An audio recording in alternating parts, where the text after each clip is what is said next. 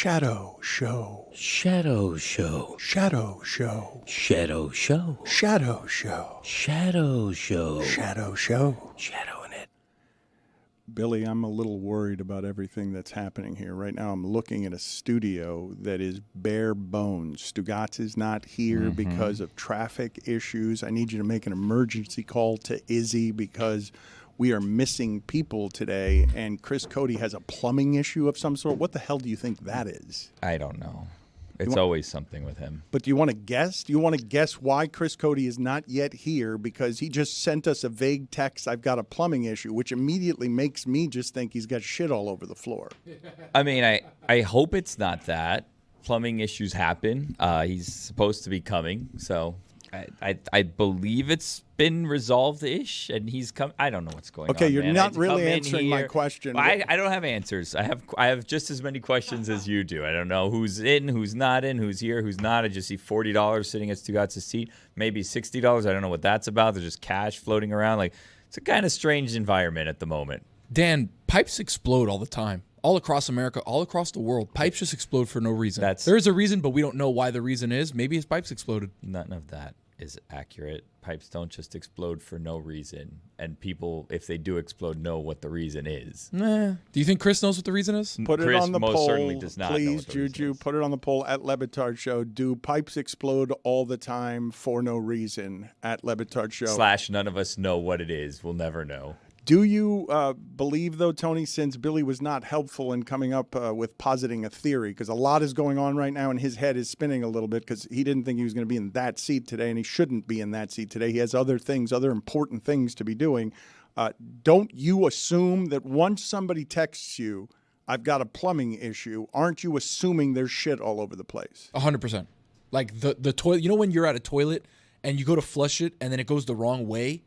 Right? Because it's supposed to go down, and then it starts going up, and you're like, it's terrifying. You're like, whoa, wait, oh. It's Again, for no reason. It's, we don't know why it happened. It is a terrifying thing when it starts to rise, and you don't have any understanding of whether or not it's going to overflow. You're like a pass block drill. You're like, whoa, whoa. Well, the explanation that we got was that there was just inches and inches of sitting water that they woke up to. Shitting water. Which I don't understand how that's possible. I mean, is that entire house flooded? Seems like that's a serious issue. All right, let's start the show. We're in trouble today.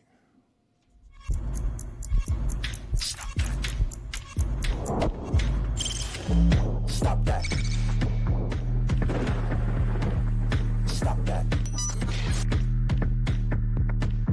Stop that. I hear him chat to the noise. Move too quick, can't stop for the talking. I hear him chat with the walking. Just too sharp with the prize. White girls let it tell me I'm awesome, yeah. Hot like fire on the pan. If you wanna touch my please use caution. Cold like 0 degrees. I'm out the cage, gotta let out the beast. Revolutionary, gotta let out the streets. Locked in a cage, I'ma let out the sheets. You came for one man, forget my peace. You take the west side, take on the east. I'ma put him in the cage, never let out the. I hear him chat to the noise. Move too quick, can't stop for the talking. I hear him chat with the boys. Not so tough, but mans keep walking, yeah. Just too sharp with the prize. White girls, let it tell me I'm awesome, yeah. Hot like fire on the pan. If you wanna touch my please use caution. Stop that. Stop that. Stop that. The other thing that's causing great chaos around here in our streets, and I saw people running on Ocean Drive with their suitcases, is that everyone is crisscrossing, ping-ponging, trying to get to other places of Florida because this hurricane is going to escalate quickly, and South Florida is going to be able to evidently avoid most of this. And one of the weird things about hurricanes is the weather is so beautiful right before these things come. And Calm before the storm. Yes, thank you, Billy. I appreciate that. It makes me think, Dan, like back in the day, the native Floridians, all the way back in the day, before we had anything, they would just be hanging out. Hey, great day, great couple of days. All of a sudden, bam, hurricane. Die. We're all gonna die. We're all gonna die. We're all gonna die. The oceans are all burning and we're all wondering why. Let's turn on the news and find out how we're gonna die. Quick work there by Metal Arc Media getting Izzy on short notice. Love that he's available in emergency. And Stugotz just walked in. Stugotz, was the traffic horrific today? You're for as close as you cut it over the years, you're never actually late for the show. So what, was the traffic horrific? Yeah, it was bad. It was a 2-hour and 15-minute commute today. It was awful. I got to tell you, South Florida deserves better roads. We do. We deserve better highways. We deserve this construction that I've been dealing with for 25 years to go away. They've been working on the same stretch of I-95 for 25 years. I sold bonds for it. Get out of here. We deserve better. Murray! South Florida is weird in how inefficient it is. I had sort of a Simpsons episode with my wife because we are driving and we don't understand this arch that they're spending millions of dollars to build. And it's just an aesthetic thing. It seems like a giant waste of money. And I was laughing with Valerie because she's saying, why don't they put all of that money into our incredibly terrible airport instead of building an arch? And the way it would be a Simpsons episode is that you'd put the arch over the airport and then planes would just crash into it because we don't know how to spend money correctly in South Florida to protect us from what is happening. Is anyone here? And because this hurricane season was supposed to be truly terrible and has not been yet. And I don't think weather forecasters actually... Don't dare the weather gods, Dan. I don't know what you're doing here. We're not out of it yet. I mean, geez. You're the guy that celebrates before crossing the goal line and throws the ball down like the 3. Let's just listen. Hurricanes. If you're listening out there, Dan said that. Deshaun Jackson. Yeah, not us. I'm not saying anything I'm about the fully Hurricanes. anticipating one final month of hell. Just hurricane after hurricane. In fact, I'm going up to Sarasota, like the Siesta Key area, and if anybody knows that area, Siesta Key is one of the most famous. Now you're doing that? Yeah, actually, Bad weekend. tomorrow. Yeah, Yep. don't do that. We're going up there for a hurricane bachelor party. We could just do that down here and not have that weather experience, but we're doing it over there because the view is better. Well, the view of the hurricane? Yeah, it's going to be a great view of That's the idiotic. And I hate to sound morbid, but you deserve whatever happens to you. Whoa! You're going into a hurricane. Like, come on. I mean, the outskirts of it, Billy. It's like the kids that are skateboarding in the middle of the street and then they get hit by a car. And it's like, oh, it's such a bright future. It's like, probably not. He was skateboarding in the middle of the street. Kid was an idiot. Wow. I think we should show more compassion to people who find themselves in peril because of dumb decisions that are made. No, you're running into peril. Like, you're choosing to put yourself in a bad situation. No, like, Billy's right. Everyone's I hate to say it. leaving. You're choosing to put yourself in a bad situation that's avoidable. I am not the person in charge of said bachelor party. Otherwise, I would cancel it. But yeah, this is a terrible decision by us. One of the things that scares me as someone who's lived in South Florida all his life, and not until I got into my 50s did I fear hurricanes, is the water is so hot that these things are escalating quicker than the forecasters expect them to.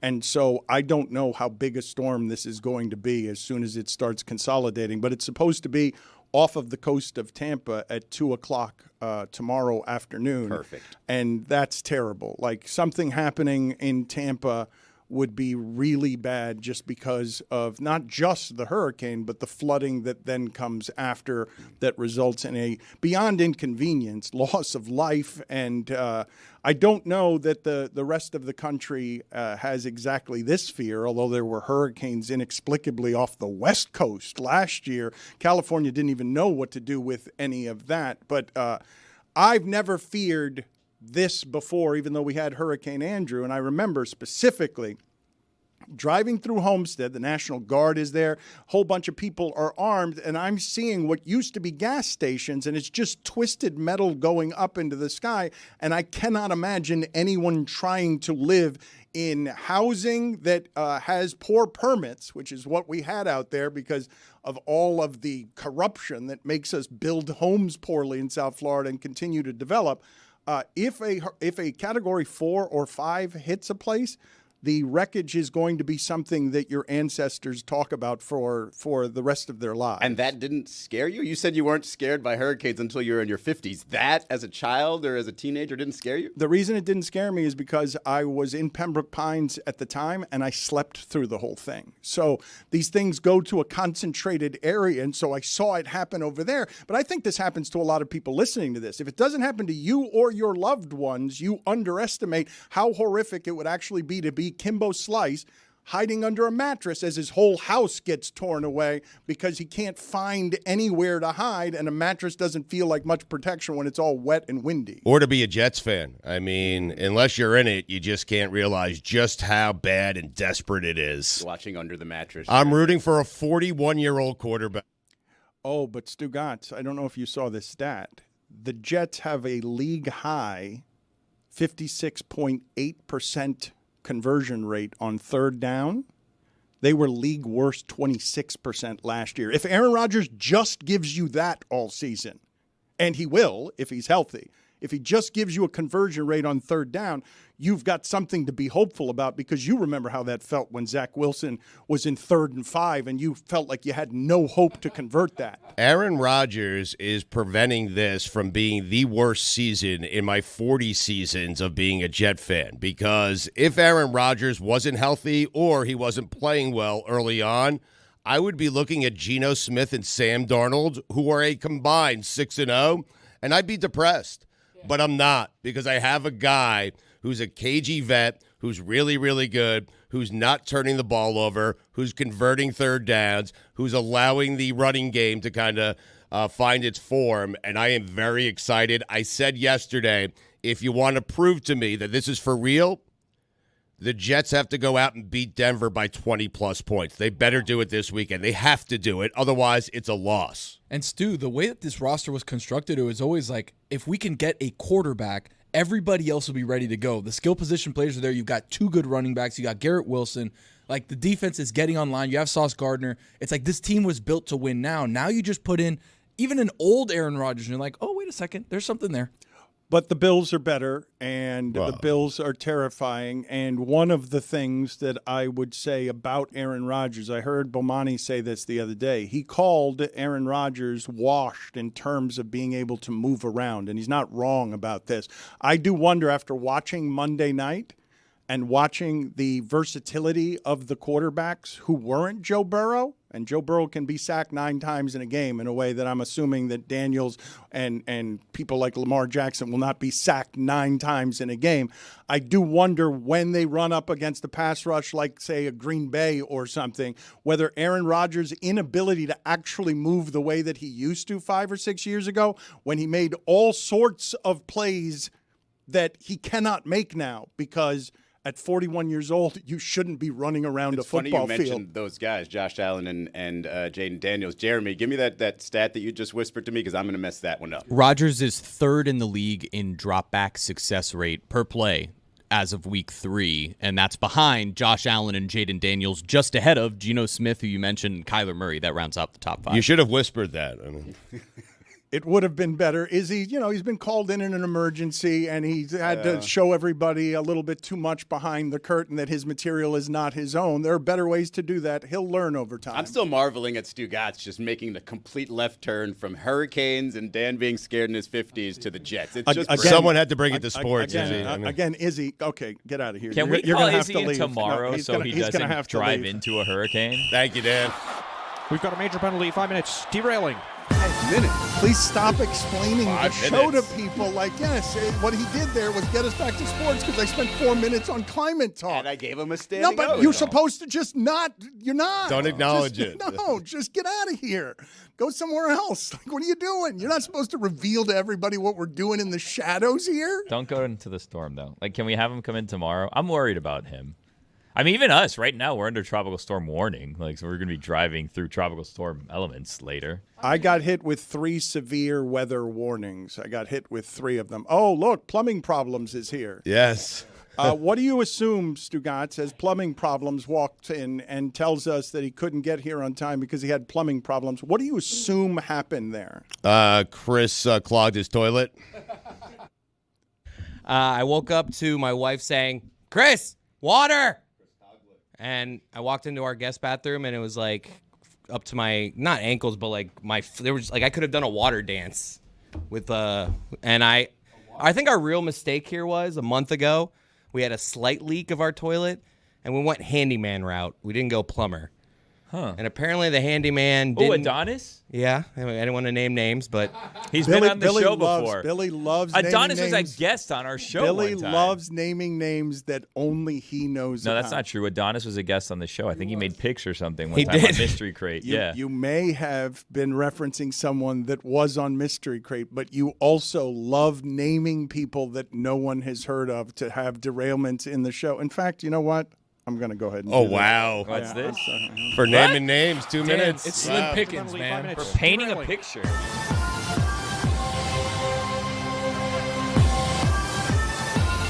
so perhaps next time we have a slight leak, we go plumber right away. Yeah, not perhaps. not just generic handyman. Right. Perhaps you should slide over to the seat that Billy was occupying. I mean, just out of, comfort Chris, was there for any Dan, was yeah. there any shit involved or no? Because we had it being shit involved. No, there was no shit involved. No. It was just So it wasn't you? It was just me waking up to my wife in a panic, and we had to use like every beach towel we had to like get the water under control. And then I was like, you know what? Once the water was under control, I'm like, honey, I can leave now. I think we got this. Because the panic I woke up to, my wife was like, you can't leave. The whole house is gonna be flooded if you, because we didn't know if it was stopped flooding. It was just a bathroom full of water, and we got it under control. Plumber was on the way. I was like, honey, the show needs me. I gotta go. You're I a left. hero then. Thank you. Somebody could claim that you're a hero, an American hero. He's out of breath from driving. I mean, Well, the traffic was also bad for me. I left my house at like 8:05, and I didn't get here till like now. It's a state of emergency, and like I said, I got several severe weather warnings, not just one. There are several. Did you simply heroically go behind the toilet and just turn the knob that turns off the water we to the turned toilet? the water off first thing, but we still had a little slight flood issue to deal with. Yes, I know how to turn the water off. I did that. It was. I had to deal with the water though that we were dealing with. But, I wouldn't have known how to do that. I know Full nothing nozzle. the about knob anything. behind the Righty toilet. tighty. Jeremy. Behind the toilet. When have I Behind ever the gone toilet. behind the? Why would you go behind the toilet? Just in case For you need what? it, buddy. No, I'm the least handy person you'll The ever bigger meet. picture here is owning a house is Jewish. overrated. I'm done with bathrooms. Last week, HOA told us we need a new fence. A few $1,000s, they're not going to pay for it. Hey, we don't like the way your fence looks. Get a new fence. I don't.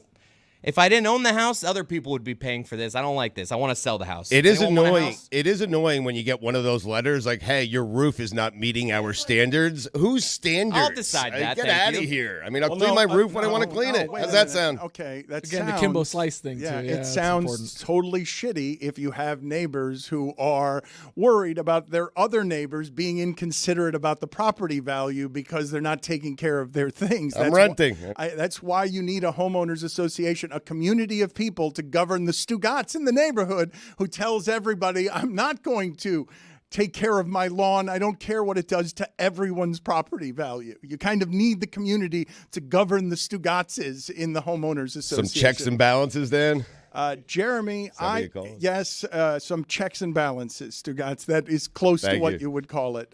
Jeremy is really embarrassing himself when, by the standards of this show, he says he's the least handy person here. No doubt in Because my mind. We have an incompetent show when it comes to fixing things around the house. This is a show that is super shitty at that. The thing I wanted to tell you, though, about the story that we assumed plumbing related was shit involved for Chris Cody is Boog Shambi tells the story, and it's a great story, and it's a terrible story, of being on a first date with a woman who comes over to his house and has to use the bathroom, and then the bathroom starts to overflow. And it starts to overflow, blocking drills when the water starts rising, but the water has poop in it. And it starts to overflow, and then it does overflow. And Boog Shambi comes to where it is, the woman is on the first date, and she's on her hands and knees in the water trying to clean it up. And as soon as she sees Boog, she immediately starts sobbing because of how embarrassing that is. And it's what I imagine Chris Cody was doing this morning. I imagine Chris Cody on his hands and knees in an emergency trying to clean up his own poop because he had too many burritos last night. That was not in the shit chat. I get it. I get why you hear me, toilet issue. Like, I get it. I get why you guys go there. Why we would go there, But yes. it was really just me running to the bathroom with like 7 beach towels and like, how can I help, honey? So you were woken, though, by this? You were sleeping? I was you like, were dead I was asleep? in my snooze mode of alarm. So I was like awake, but I hadn't gotten out of bed yet. My wife got out of bed, walked to the other side of the house and was like, hey, water. And not a great way to wake up. Beach towels. Beach towels. That would be my All answer. 7 of them that we own. Just drenched in water right now, all over my And poop. bathroom floor. You are a real hero. That makes you the handyman of your house. The towels, really. Yes, well, I mean, Look at me. look, we're grading on a very low bar, but can you tell me the distinction between handyman and plumber? Were you trying to go cheap there? Were you afraid that the plumber per hour would cost too much? Adonis has just been our can do it all kind of guy, and he generally does something, and it works for a year. He is the kind of guy, like, if he fixes it a year later, you're going to have to bring him back. But usually for that year, you're good. And this was like a couple months ago he came, and it was like, we have a little leak here. He gawked it up, whatever the hell he did to this thing. That's not a word. Gawking is a word, actually. No, gawking is to look at something. What's Caulking. the Caulking. Yeah, Caulking. gonna trust Dan on this one. Yeah. I will say this. I was kicked out for giving the Adonis context. Had I not done that when he said Adonis, everyone would have been confused. You too are an American hero. You also arrive when there's water filling in the room with your 7 beach towels Gawk it right up. more water. Yeah. It's also the headiest of plays for being a handyman where you got to fix something, but then also leave it a little broken so that later on they call you again Fix it again, All of yeah, a sudden, yeah. hey, Chris called me a year. Yeah. I know that if I leave this a little off, Yeah. he's going to call me again in 6 months, and then I got another $150. Handy I've got play. in my guest bathroom. I live in a condo on the first floor, so somebody lives above me, and in my guest bathroom, there's a couple of very light brown spots, very light brown spots on the ceiling, and I'm thinking, those will go away. Those will go away. It's not going to get. And every time I look at it, it's like, it's not any darker than last time, is it? Nah, it's fine. No problem. Chris, I have a question for you. When you're gawking your bathroom, how do you spell that? How are you spelling? How all your life have you spelled the idea of you are taking the tile in your bathroom and you are gawking it? Well, I don't often spell that word, but if I were to spell it, I'd probably spell it Gawk. How would you spell caulking? Careful. You know. Wow. The COAK. Caulking. Like Doak Campbell and Coke Campbell. It's coking. I think it's CAULK. You've been That's right. pronouncing that wrong all of your life. The Coke. And you were so confident about it's gawking. It's the word. You were pretty confident about it. Yeah, I thought I was gawking. Come on, what are we doing here? You guys are mentioning, and I want to ask if any of you have partaken in this, because I thought all of the traffic in the roads wasn't severe weather related. I thought it's because everybody's trying to get this iPhone 16. You are mentioning that your handyman corrects things so that you can call him again in 6 months and he has more work. I don't know what is the biggest company in America. Is it Google, Apple, or Amazon? I don't know among those 3 which has the most money. One time, a guy that worked the front desk of LA Fitness told me LA Fitness was the biggest company in America because we were arguing with him about like an increase in the thing. I'm like, well, we're going to cancel the membership. And he goes, go ahead. It's the biggest company in America. And we're like, I don't know about that, buddy. Did you get that membership canceled or no? Oh, yeah, it was canceled. If you guys had to guess among the 3, which is the biggest of the companies? Is it Apple? Is it Amazon? Is it Google? I'll go off the board and say the NFL. Yeah, it's not going to be the NFL. Huh. Really? Yeah, it's not going to be the NFL. I'm going to say Apple just because of the extra adapters that they make you buy every time you upgrade. I didn't know there was a whole alphabet after USB. There's like a USB-A, USB-C, USC. I don't even know what these things are. I just got the new 16. The camera is so big. I don't know where it is. The camera is so big, you have to buy a protective cover just for the camera so that you don't break it every time you put it down. And now I have 3 different adapters for all my chargers. Well, the reason I bring it up is because Apple has gotten very good and was sued about, making products that break down so they can feed your addiction afterward. It's smart and also illegal. Let's just show people on Lincoln Road what the lines looked like outside of the Apple store for the iPhone 16, because I don't understand this phenomenon. I don't understand why you cannot wait a couple of weeks. They could have gone to Fort Lauderdale. I got mine in 5 minutes. Why do you have to have it that immediately, though? Why can it not? Is the difference between the 15 and the 16 so much that... As an older man, Dan, I cannot tell you what the difference is between the 11 and the 16. My partner, Anthony, has spent the last several days on his phone, the new phone, trying to figure out all the gadgets, all the gimmicks, everything else. Meanwhile, I haven't even been on X since I got it because I don't remember my password and have no idea how to get that. It is amazing to hear Izzy talk about a partner needing to help him with the young people stuff, the way Valerie does every time I'm making noises around the computer, like, what? I sound like my dad. I sound like my dad making these noises around the computer. Like, what is that? That's just any problem that arises. I hate how much like my father I'm becoming. It's inevitable. Oh. I mean, unless you are somebody that's into gadgets and everything, you're just going to just take your phone and say, hey, can you do the same things you did that last phone did? That's all I need. That's seriously all I need. And I've never sounded older, but it's never been more true. But how much help do you need, and how much help are you getting? I need help all the time. I never ask for help. I end up just getting the help because it's just a polite way of laughing at me. So you don't ask? You're too stubborn and proud to just ask for, I don't know what I'm doing here. Please make me feel less like an old person. And then he comes over and makes you feel more like an old person. If I ask Siri or Alexa or anything in my house that's listening to me and something doesn't happen, I don't get the result that I want, that's me asking Anthony, hey, can you help me, please?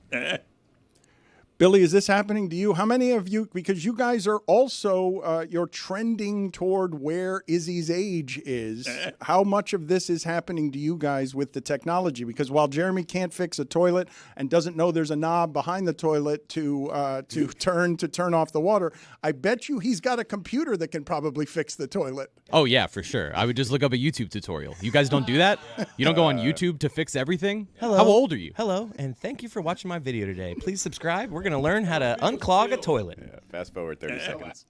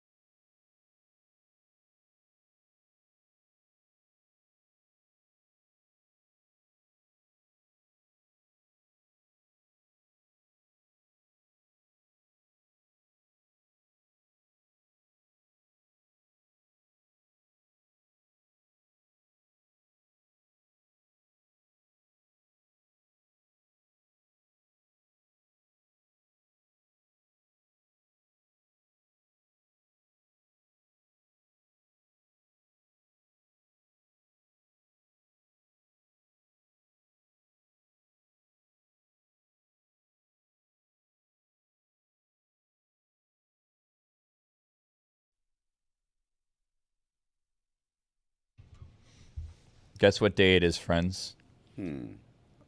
Wednesday? Correct. Good Wow. job, Dan. It All is. right. It's Wednesday, and Good you know guess. what that means. Against the spread. That is coming up later today, but I don't know if you guys caught what happened last week. Last week we debuted a segment called Bet the House Senate of Representatives, where we had, Senator Peter Welch come on, and he accurately predicted that Michigan was going to win last week. What is the against name USC. of this segment? It's called Bet the House. We sent a of representatives. a new employee. We sent a new employee out to the Republican National Convention. Yeah, and Democratic National Convention, both conventions. Bipartisan, Dano. Yeah, down the Yep, middle. right down the middle. And he got sound. A correspondent for Meadowlark Media was getting us sound where we were asking about football games, and now we are 1-0 with the Bet the House Senate Representatives, whatever the name of this is. Yeah, Bet the House of Representatives. But last time it wasn't a member of the House of Representatives. It was a member of the Senate, so then we had to change it to Bet the Senate of Representatives so that it was accurate. And we asked them, a number of things, but really for the sake of this segment, we just included the portion of the interview where we made football picks, obviously. But the reason that we can't call the segment Bet the House is because there are liability issues telling people to bet their house. There's things that go on, and we've been advised not to tell people to bet the house, because if they lose the house, then we're liable, and I think we owe them a house or something. I don't know the exact reasons why it is that we tell people not to, but the point is, bet responsibly, right? But bet responsibly of representatives doesn't make any sense. So we said we wanted to call it Bet the House, but they said you can't tell people to bet the house, so we called it Bet the House of Representatives, because we were people talking to congressmen, senators, representatives. So Bet the House of Representatives rolled right off the tongue and made plenty of sense until the person wasn't in the House of Representatives. They were a senator. So then it had to become Bet the Senate, but that doesn't make sense. So then it just became Bet the Senate of Representatives, obviously. That was the first one, and we're 1-0. 1-0. I told you guys that Kevin Costner legitimately bet his house on the idea On that Michigan? this movie... On Billy's advice? On Peter Welch's advice? No. Oh. No one is listening to that. What? No one is listening to that segment. Passing up free money. He's 1-0, Dan. I mean, listen, when you gamble, you will follow anyone who is providing victory for you. Okay? Undefeated, some people are saying. Regardless, Kevin Costner, he's obsessed with Westerns in a way that's unusual, and he had that movie Horizon, I guess, that didn't do very well, and he funded it evidently with needing to bet his actual house on that, and he's losing his house on what that bet was because the movie was not well received. Is that official? They're coming in to take the house or what? Yes, he seems like someone that has more than one house, so it's probably Again, what Dan didn't mention is it's his fourth house. But it's a nice one, and it's an expensive one, and it's not losing his house the way Kevin Spacey is presently losing his house, which is the house has been bought in foreclosure, and he refuses to leave it. He's just staying in the house. Standoff. You're not going to get me to feel bad for Kevin Spacey if that's the intention No, of this. just giving you I'm not facts. gonna- It was not intended to make you feel bad for Buster Kevin only Spacey. used to bet the family farm. That is true. If you remember that correctly. He did, He yeah. would bet the family farm Yeah. a lot. Mhm. Yeah. I don't think anyone ever came and claimed it, but he bet the family farm a number of times. So do you want to set up this segment? Because as I recall, it had really inefficient imaging. Wait, hold on. No. Oh, that wasn't the toss to it. Now we have to set it up. Okay. He was thinking about it. So, last week, as we mentioned, Senator Peter Welch, we caught up with him and we had him pick USC at Michigan, and he accurately predicted the winner. Now, we caught up with a number of people, so, this is going to be an ongoing series, and as it takes off and as it continues to succeed, I'm excited to announce that more calls are now being sent out. More invitations are being extended to see, if we can get more congressmen and women and senators to be involved in this process. Now that we've seen what a great success Can't it's mix been. politics and sports, but this is how we're going to do it. What do you mean? This is how we're going to do can't? it. You're not supposed to. Well- People don't want politics with their sports. You know this. I feel like that's all we do here. So That's this what seems like we the perfect combination here of how election season. Everybody's excited, wants to talk to a who's who of people in the world of politics. So Longest toss ever. this is what I'll tell you. Can you toss it to the inefficient? Stop imaging? cutting him off. Bet that- this is an edition of Bet the House of Representatives. And just a moment. And I can tell you, this week we did not speak to a senator. Here it is.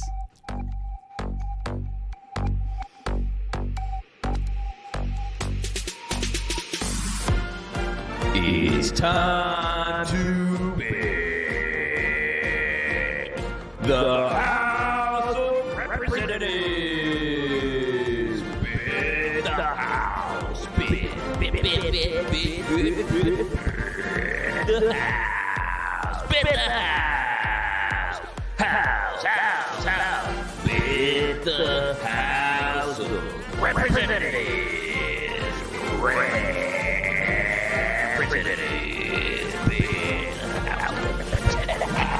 Bid the House of Representatives. Bid the House of Representatives. It's time to bid the House of Representatives. Today's guest, 2028 congressional candidate from the great state of... He hasn't decided which state he's running yet, or which branch of Congress he's running for yet, but he's definitely running. Enos Cantor Freedom. When the clock hits 00 Saturday, will the fans be chanting Boomer Sooner or War Damn Eagle? Mr. Freedom, who you got? Obviously, Oklahoma. So that is actually Enos Cantor, who is now Cantor Freedom, and he is definitely running for something, but we don't know what. Don't know which state. We sent someone out to get that sound. We flew someone to a political convention to Definitely get that Oklahoma. sound. We actually have been sitting on this news because he's announced that he's running, but hasn't announced what state he's going to be running for. And Thomas, who we sent to get this interview, actually interviewed him and got from him what states he may be running from, but we haven't aired that. We've just been sitting on that information for a couple well, weeks this now. is actual exclusive sound for us that Meadowlark Media paid to get someone to give us. This is not sound borrowed from the internet or somebody else's interview. No, we did this. Yeah. This is we own this, and if anyone else wants to use this, they're going to have to credit us. You can't just play it again. You have to lead into it and play the entire sound, right? Obviously, Oklahoma. Oh, okay. Yes, that's obviously Oklahoma. Enos Freedom. He's legally changed his name to Enos Freedom, right? Enos Cantor Freedom. Yeah. It's a hyphen. Yeah. Mr. Freedom. That's a fine. I'm putting in that bet. That's what I know. I don't think that should be Undefeated a so far. Is that money line or whatever? So I wasn't trying to make anyone feel bad for Kevin Spacey, but he is refusing to leave his Baltimore mansion. And this is Kevin Spacey on Piers Morgan, and he's definitely trying to make people feel bad for him. Where do you live now?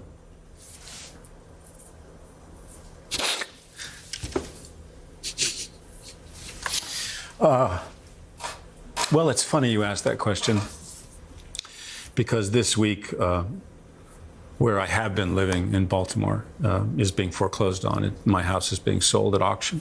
Really? So I have to go back to Baltimore and put all my things in storage. Really? So the answer to that question is I'm not quite sure where I'm going to live now, but I've been in Baltimore for since we started shooting House of Cards there. So how long is that? I moved there in 2012. So this has been your home for 12 years? Well, not this particular place, but this place has been my home and Evan and Lucy's home since 2016.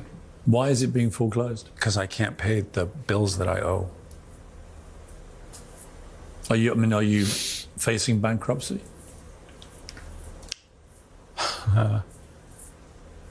Been a couple of times when I thought I was going to file, but we've managed to sort of dodge it. At least as of today. How much money do you have? None. Really? Well, I mean, you have some sense of legal bills. Yeah. I still owe a lot of legal bills that I have not been able to pay. You're actually in debt? Yes. Do you mind me asking how much you owe?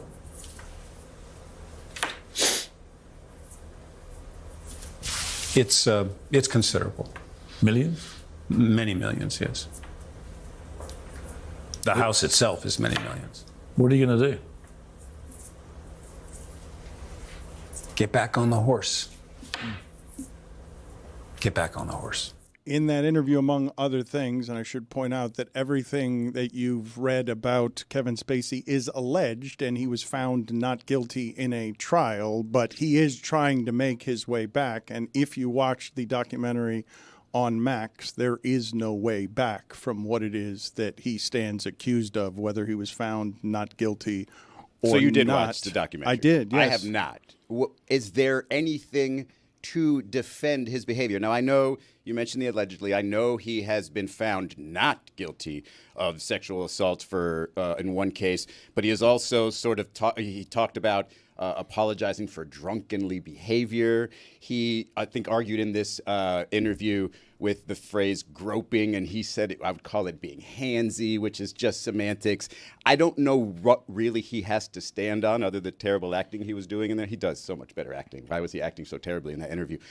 What is it that he possibly has to come back? What does he have to stand on? Because this is just the worst case I've seen in a long time of just a famous person getting away with things because he's famous. There are a lot of them, and Harvey Weinstein and others, Diddy now. I am legitimately mortified and totally confused by how absolutely power corrupts. But one of the things that happened with Spacey in Baltimore that the documentary laid out very well is how he got stronger and stronger until he could create a theater in his hometown that was allegedly an epicenter for all of his grooming, that he got very good at it. They had a lot of different voices, one of whom was a straight military man that made it clear through his allegations, as all of his military friends said, I would have killed Spacey if he had done that to me. I would have done this. And his response was, no, you wouldn't have.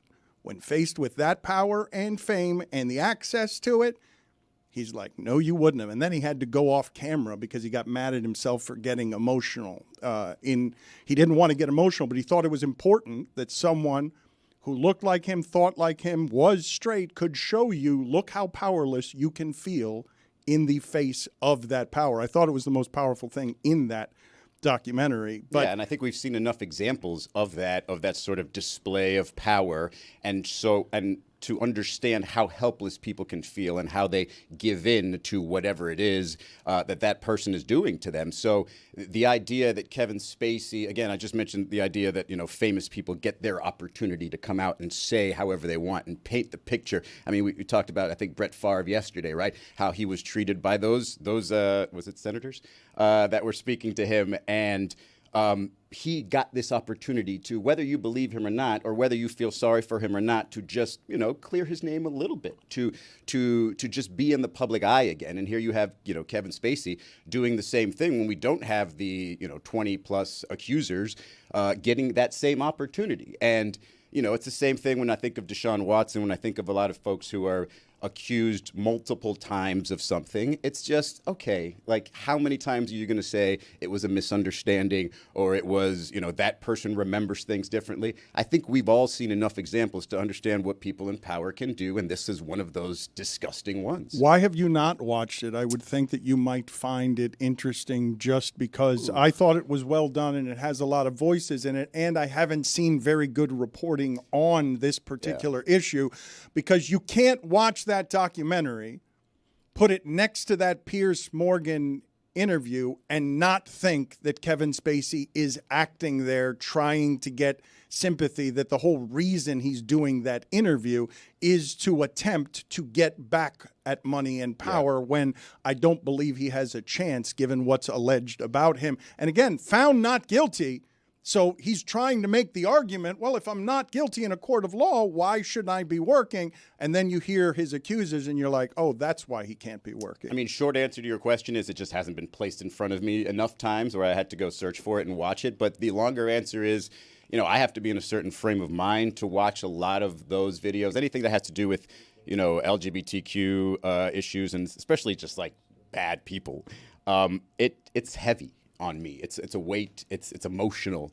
I go through a roller coaster watching it, and so I just have to be in the right frame of mind. But I will watch it shortly. I will be curious of your thoughts, because I thought there was real power in sort of seeing how it is that he got stronger. And at the beginning, as he's trying to allegedly sort through the difficulties with his sexuality, the people he was preying on were flamboyantly gay. And so there was some loathing involved in how he treated people like that until, the way the story is told in the documentary, he got strong enough to now find the power turn on of, let me see if I can do this with straight people. Like, let me see if I can escalate how exciting this is to me by trying to make my advances with people who are less likely to want them, and the danger in that. I'm probably going to watch the doc before I go really deep on this, but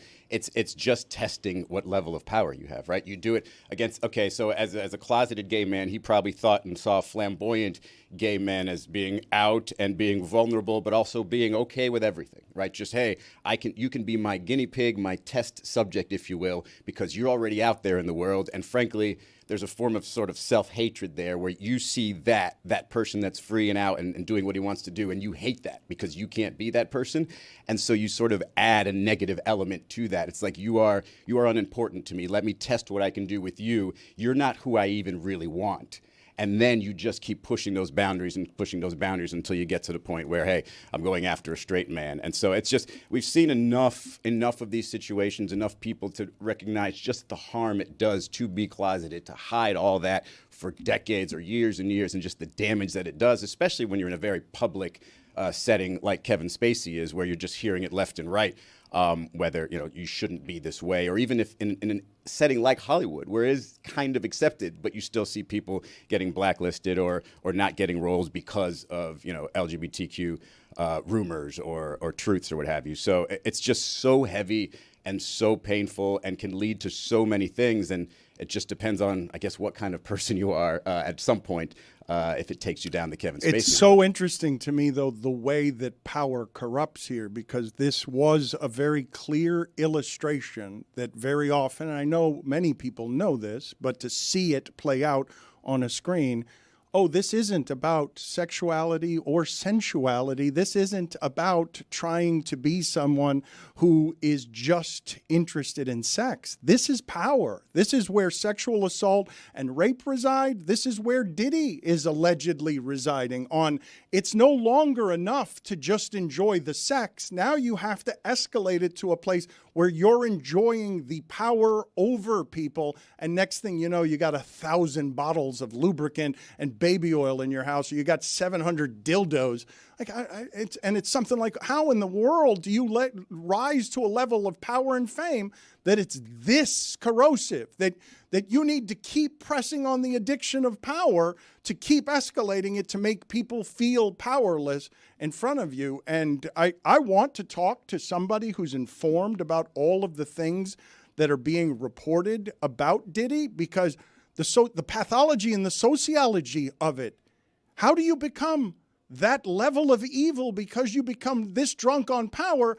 And also, by the way, are you willing to make leaps after that now that you're reading some of these details about Diddy? Well, what do we think about what happened to Biggie and some mysterious death situations? Because if you're willing to do this with power, what's the big leap to the other stuff you're willing to do to hide that you're doing this with power? Yeah, it's just wild when you think that Diddy himself I used to think, hey, maybe he's so drunk on fame and doing whatever he can do that it just normalizes the situation. It doesn't seem that crazy. And yet you go back and listen to old interviews of him and he'll tell you, hey, I'm probably going to get arrested for what's going on in my parties years from now. So it's not normalizing it. It's not him doing things that he thinks are okay. It's just him grabbing at the power and saying, hey, I'm going to, scratch on every itch that I have in my life. And if it goes a little too far, whatever. Can you guys look up for me something? Because I remember years ago, the first time I started thinking of any of this stuff, I'd heard a story about Belinda Carlisle, a lead singer of the Go-Go's, and just what fame did to her when she became someone who used a lot of drugs and also had the #1 song in the world, where in order to feel alive, the way the story was told to me, she would go into gas station bathrooms and lick the corners of the floors to get off her whatever the numbness was of fame being such a distorter that all of a sudden, and power being such a distorter, that you don't even know how to live a normal life and have to go find things that make you feel. I think you're seeking the numbness, actually. You don't want to feel anything when you're that level of famous. You're looking for the, I don't have to worry about this, how I act in public. I don't have to worry about if you have an addiction, let's say. I don't have to worry about addressing this and other people dealing with me. So you would do something as crazy as that just to have your brain focus on something else. I want to transition awkwardly back to some sports stuff. Jeremy is dying to talk baseball. Tony, Mike Schur is ripping you to anyone who will listen for saying the other day that you didn't know that Ricky Henderson was so good at stealing bags. I do have a question about that to you, Tony. What did you think Ricky Henderson was particularly good at? No, great at stealing bases. I know the picture of him like holding the base over his head. I just didn't know he had 138 of them. So you think he picked it up after like stolen base number 25? No, I thought it was. Why'd you think he picked it up? I mean, that would suggest career... you're the greatest at what it is. Yes. Yeah, stealing bases. I thought it was a career milestone that he had passed. Oh, Jesus. Therefore, he grabs it, puts it over his head. Hey, wow, I hit the 750. That was right up there for me with Stugotz saying, Edmonton Oilers, not a lot of people know they have a lot of rings or a lot of cups. And he, the guy who knows the GOATs, all he knows is the GOATs and the greatest and the champs, and should know that Wayne Gretzky won multiple cups in Edmonton. That one right there, Tony, same level. What year was that? Do you guys have it off the top of your head? On Ricky Henderson? Yeah. It would have been last century. It would have been... Like 1980-something? Early 90s, I'm going to guess. Early maybe 90s. late 80s. Maybe late 80s. I wasn't born yet, so... Okay, well, we're happy to teach you. I'm just telling you that Schur is ripping you from every angle. It hasn't come to me yet, so he hasn't been saying it in the right places. Okay. Must be saying it on pitch Michael clock. Jordan was drafted either, but you know about him. Yeah, but he says... How old is Mike Schur? A Fernie Hardaway. He said a Freeney. Fernie A Freeney Hardaway. instead of Freeney. I'm sorry, a Freeney. My bad. I didn't have my glasses on that day. You know that. The thing that I wanted to transition, though, to, I wanted to ask you guys this as Jeremy hears the baseball talk and scurries back into the room because he's just dying to talk about all the stuff going on in baseball. We were denied something yesterday, by the way. The White Sox beat the Angels. So instead of celebrating the good baseball, I wanted badly to celebrate today that the White Sox were officially the worst team in baseball history. But we will have to wait a day, and I'm kind of hoping they go on a winning streak the rest of the way here to avoid it. I don't want them to actually be the worst team in baseball, but they're going to have to win like 7 or 8 straight games, right? Winning out would be amazing. Quickly, we've done the research. 1982 was when Ricky Henderson had 130 stolen bases. 11 years before I was born. Yeah. 42 years ago. I mean, what are we talking about? But did still, it even happen if it happened 42 years But Tony, ago? it's word association. Like, Ricky Henderson, stolen bases. Yes, you knew that. Yes, I did. Just 130 of them feels like a lot when we're making a big deal about Ohtani stealing 50. John Sterling, I don't know if you guys saw this, and I'm curious what you guys think of it, because Bobby Bowden said famously that he didn't want to retire from coaching because he said there's only one big event after you retire where people gather for you. Greg Cody's birthday party. And John Sterling retired at the age of 80 earlier this season because he didn't want to endure what is a terribly long baseball season. But after a 5-month retirement, all of a sudden, he's totally back. The Yankees are in the playoffs, and he's strolling back into the booth. He's strolling back into the booth and I can't believe he's allowed to do it. He retired, and good for him, by the way. He should be allowed to do it. He is John Sterling. He is a legend. When he wants to walk back into that booth, he walks back into that booth, and he doesn't ask anyone a single question. I mean, that's it. He's Sterling. Can I play for you guys the only thing that I associate with John Sterling, which is him being hit by a foul ball in the booth? Now the 3-2 swung on, a pop foul back here. Ow! Ow! Ow! I've only really hit me. I didn't know it was coming back that far. You know, that foul ball actually hit me. It kind of glanced off my forehead. So I took one for the team. Play that again, please, and then freeze it for me where it is afterward, where it is that he just gets hit in the face and it knocks his glasses off. 3-2 swung on, a pop foul back here. It bounced off something and went up off the top of his brow. He's got a freshly dyed hair. Looks amazing Allegedly. right there, allegedly. And then Man, that looks like it hurt. I can't believe he kept it going. He stayed professional. I can't believe his glasses stayed on his head too. Started weeping.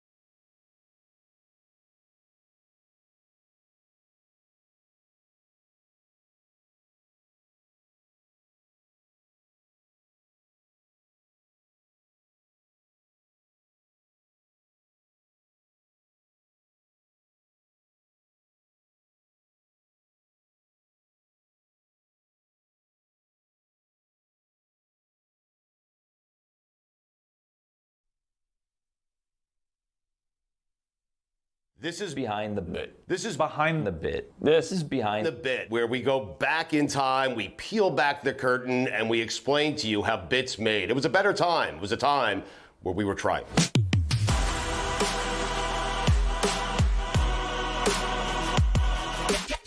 So, Sorry, guys. That's okay. Can you explain Phlegmbrandt to us and how it came to be? I mean, I was just coughing. This is where it came to be right here, that he's always a little phlegmy. He hasn't taken care of his voice. ESPN Radio is presented. Oh! I'm with Lewis on this. Oh, my God. Taking his shirt off, doing stuff like that. Shirt off, doing stuff like that. Taking his shirt off, doing stuff like that. No chance. Man. The mic is right. Oh, man. As I recall, we were testing the theory during Art Basel whether art was subjective or not. And Stugotz said, watch this. I bet you I can just go down there and sell art on the street. And then he did. He just charmed his way into, I don't know, you got a few $100s for I think we got stuff. like $400 or $500 for all those. We should have gotten more now that I'm thinking about it. What Billy is holding up for the TV audience, for the radio audience, what Billy is holding up is the Kevin Durant trophy case. It is KD's trophy case. It is one of my favorite pieces. I worked very, very hard on it. Took me nearly 6 months to complete. That is Kevin Durant's trophy case. We call it KD's trophy case. I'm going to autograph that thing. I really think it's the prize piece today, and I'm expecting to get at least 4 figures for it. That is a piece I like to call Murray! And so really what It's is... two pieces. It's 2 pieces. We worked very hard on this. I worked very hard on it. I will autograph it. I'll try to get Murray to autograph it as well. What is this here? That is the Gates of the franchise. Okay, so for the radio audience, these are 2 giant eyeballs, and the Jets coach it's just a Jets hat and a couple of squiggles. The Gase one was great. I played golf with him like a week later after I did that. Made fun of his face. That was an unnecessary name drop there. I'm just saying, well, it lends to, how shameless I am. The fact that I did that to Adam Gase, sold a picture, made some money, and then acted like it never happened and played golf with him. But the theory behind it was I hate when people go to these art shows and they see something that they think only they can see. Oh, here's what I see. No, I don't see that. No, you don't see that. No, you're talking yourself into why this thing is so valuable. And so I told Dan, I can go out and do, a couple of prints, paint a few things, a little Adam Gase, Kevin Durant trophy case, J.J. Watt, doing some stuff, no rings, all that stuff, Chris Paul. And I could command a lot of money because beauty is in the eye of the beholder, okay? Here's what's not in the eye of the beholder, because the people beholding that and actually holding that don't know Stugotz didn't paint any of those. Billy did all of that. That is counterfeit art that they bought. It's not even the real thing. And we should have gotten more. Yes, For the counterfeit arts. For his fraud. For the fake arts. Yes, Phlegmbrandt should have earned more. I have a bid right now, Dan. I have a $30 bid right now on Gase of the franchise. The gentleman with the dog has bid $30 on the Gase of the franchise. I also have a bid on KD's trophy case. It's not a big bid. It's only $20, but we're just getting started here, okay? I want to make a bid. We have a $20 bid on that. Yeah, let's go, man. There's a man waving cash outside of his U-Haul. Park that thing illegally. Just park All right, things are heating up. Find out what Phlegmbrandt has sold after this. Traffic is now stopping in the street. Now we got a crowd. Now things are happening. Cha-ching. All right, so Dan, we are done here. We have 40 for Kevin Durant's trophy case. We have 40 for Adam Gase's Gase of the franchise. We have 40 for Murray, and I am throwing the Tennessee Titans into the deal. Okay. 8-8. On the art day, did someone walk away without paying? No, what are you, crazy? What's the matter with you? There's You no think I'm gonna allow circumstance someone under to which walk- Stugotz is going to allow someone else to walk away with what is his rightful money. Wait, one of our winners is walking away without paying. Hold on. We got to go. I think we're going to pull the plug on this. I think we got to collect. Go get that guy back. Go get him back. All right, we have to go. We have to get money from these people. He ran off without paying. But a lot of people walked away paying way too much for what That's they bought. true. Yes. That is true. And again, walked away with counterfeit art, not even painted by Stugotz. Stugotz. Anyone can be an artist, though. You agree, right? You just throw a never bunch do it of yourself. different splats on a canvas and boom, But art. he didn't do any of the splats. There's a bird. Billy did the splats. He did. Anyone can be an artist, though. You agree, right? Now that you're thinking about it. No. What do you mean, no? No. Anyone can You throw some claim- yellow here, some No. aqua there, some No. green down there, you know, a little red. No. Mix in some He's brown. just naming colors. Right. Yeah, no, don't pick that up. That's art. Please don't pick that up. That is art. That is not garbage. It is art. Billy seems enraged back there. Well, he should be. I'm fine. It seems like It's an incomplete story. You were It's a yelling it's throughout a false the bit. Wait a documentary. minute. It's a fake documentary. What do you That's mean fine. We you're want to put out lies. fine? That's fine. I'm fine. What you said you're fine. You were screaming in I'm fine. my headset the entire time that was playing. I was up all night. I did all the painting. No, what I said was, we did a thing on something I was involved in. It would have been nice to actually be asked about the process. But if we're just gonna, make up fake documentary lies, that's fine. If that's what we want to put out, that's fine. Not bad. I'm not mad. I don't I'm not mad. believe Just, that's fine. that Behind the Bit is a documentary. Just take it all with a grain of salt is what I would advise the viewers. We're going to exclude the people who are intricate in the execution of these things. That's fine. Okay. Samson, what are you making faces about? Just generally Billy's temperament disgusts you, or what is it that you're making faces about? Nothing Personal is the name of his podcast. You can catch him every day live on YouTube. His podcast and the video is climbing steadily, getting more and more popular. DraftKings has a great deal of value for what David Samson is doing with Nothing Personal. Why are you shaking your head? It's integral.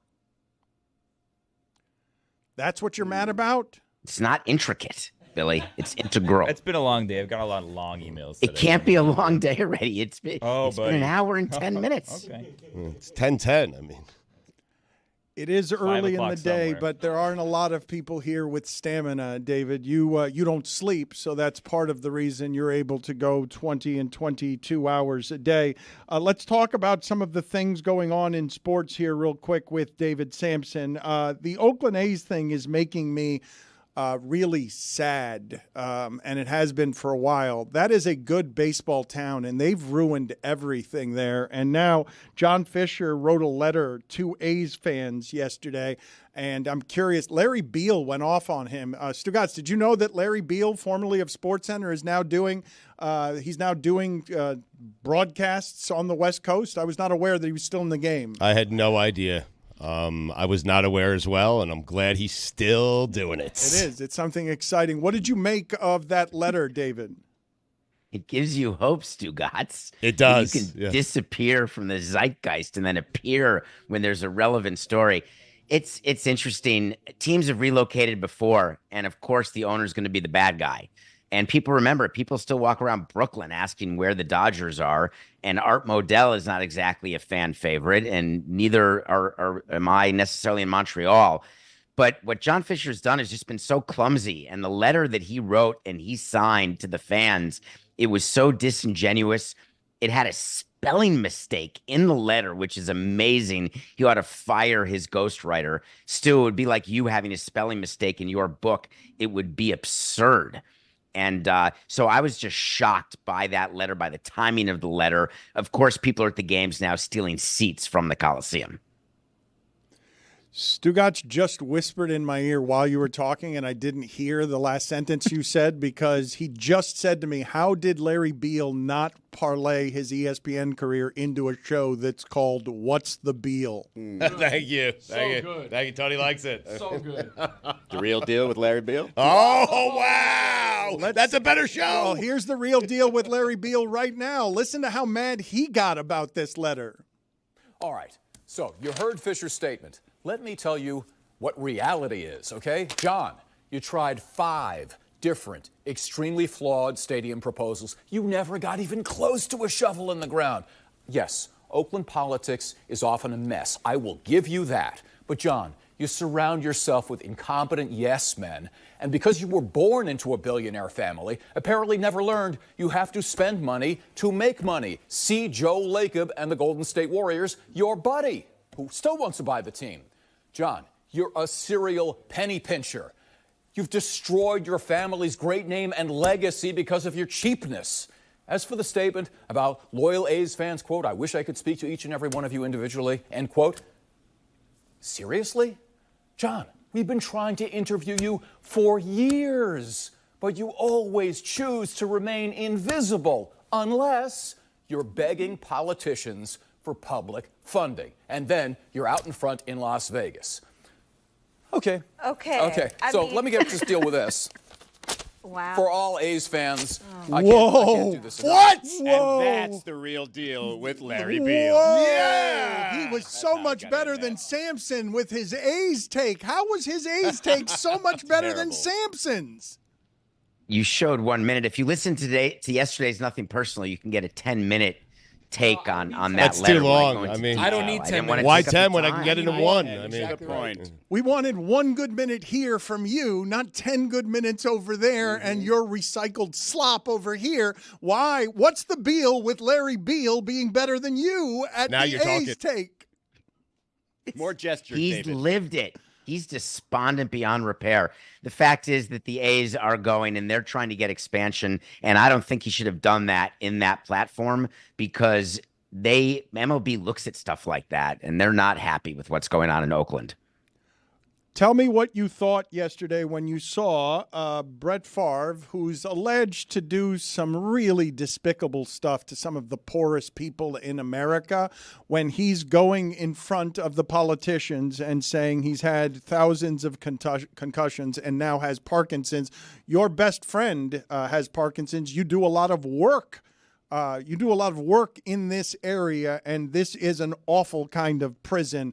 Throwing Parkinson's out there as a diagnosis is something that will engender some empathy.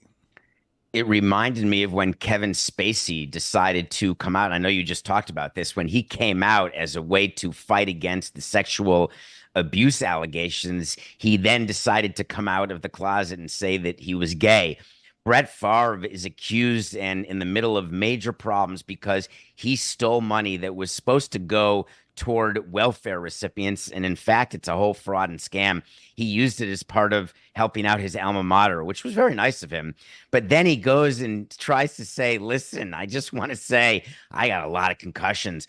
I maybe thousands. And by the way, I've got Parkinson's. So I feel badly about that fact because Parkinson's is a nightmare. But the way that he chose to go public, that's not helping raise money for Parkinson's. That's not forwarding the mission of any of the organizations. It was done in his own self-interest, which, of course, tracks with who Brett Farve is.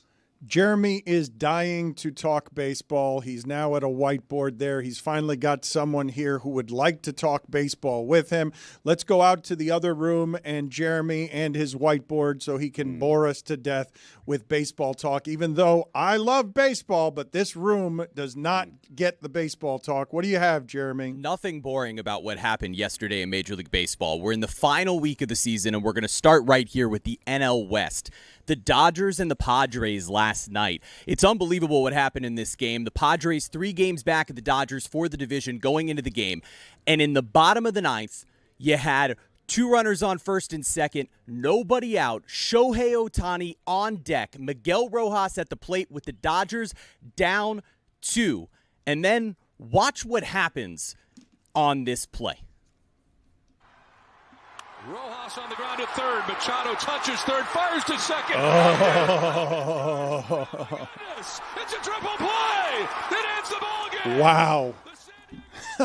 Holy shit. That was cool. That's a triple play. That's a triple play to end the game. No team had ever ended a game on a triple play to clinch a playoff spot. That's crazy. Exactly what the San Diego Padres All right, did. Jeremy, you're doing They're it. now 2 games back of the Dodgers with 2 games to play in that series and have an opportunity to catch them, potentially make the Dodgers a wild card team. And when we look at the rest of the NL, before we get back to you guys, the Diamondbacks and Giants played last night. Diamondbacks lose 11-0 to the Giants, who are out of it. Diamondbacks have lost 3 in a row. The Braves and Mets play. They both still have a shot at a wild card spot.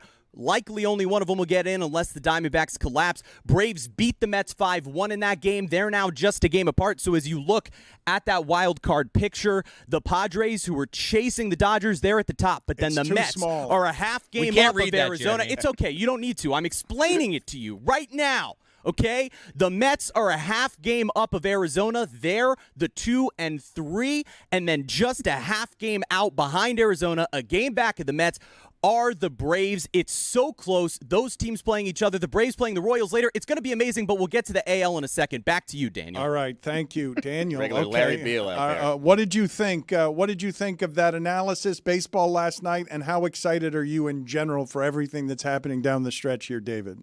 That was a Sports Center recap if I ever heard one, using unlicensed clips.